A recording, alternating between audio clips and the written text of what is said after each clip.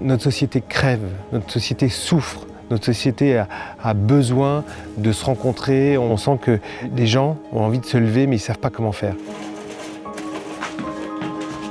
Hop!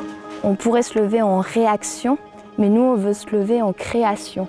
Au lieu de se dire on est contre quelque chose, non, créons et montrons ce qu'on peut créer et ce qui peut être beau en fait. Notre idée, c'est de se dire, il y a des bâtiments qui sont gigantesques, qui sont magnifiques, il y a des gens super qui veulent s'impliquer, il y a beaucoup de gens qui sont fragiles. Et comment est-ce qu'on peut remettre tout ce petit monde ensemble en créant des villages de François?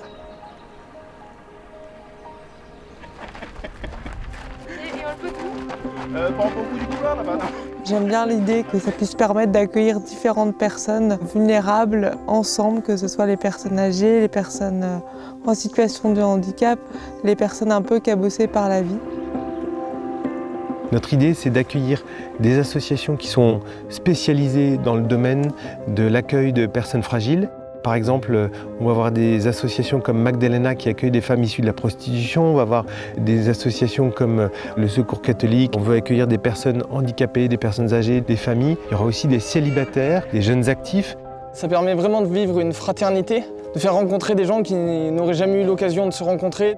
Et je pense que la société a besoin de se vivre ensemble. Parce qu'on est trop dans des cases, c'est trop hermétique à mon goût.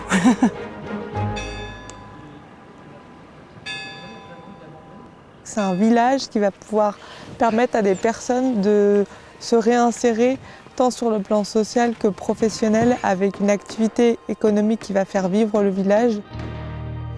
C'est l'homme qui doit vivre de l'économie et pas l'inverse. On a trop fait que l'homme était un esclave de l'économie moderne. Il fallait toujours produire plus, consommer plus, alors qu'on est en train de faire marche arrière. Il faut que l'économie soit au service de l'homme et pas l'inverse. Tout est lié, c'est-à-dire qu'on ne peut pas s'occuper de la personne humaine sans s'occuper de son environnement et de la nature. Et on ne peut pas négliger la personne et bien traiter l'écologie et la nature, ou négliger la nature et bien traiter la personne humaine. En fait, ces gens qui ont un parcours difficile ont beaucoup à nous apporter, en fait. Voilà. Demain, on peut avoir un accident et devenir handicapé. Il faut se rendre compte de cette faiblesse-là. Quand on est avec des pauvres, on est heureux. Enfin, je veux dire, on bat les masques, on s'en fout, quoi. Quand j'ai commencé à vivre en colocation avec des personnes de la rue, je me suis dit, je vais faire ça 6 mois. Et puis voilà. Et ça fait 15 ans et ça a changé profondément ma vie et ça me rend heureux. Si Étienne et Martin n'avaient pas eu ce genre de projet, je pense que je serais encore en difficulté. Je souhaite que ça aide le plus de personnes possible. On a envie de développer un projet qui va changer le monde. Et si on veut développer un projet qui va changer le monde, il faut que toi et moi on change. Et si nous on change, alors le monde va changer.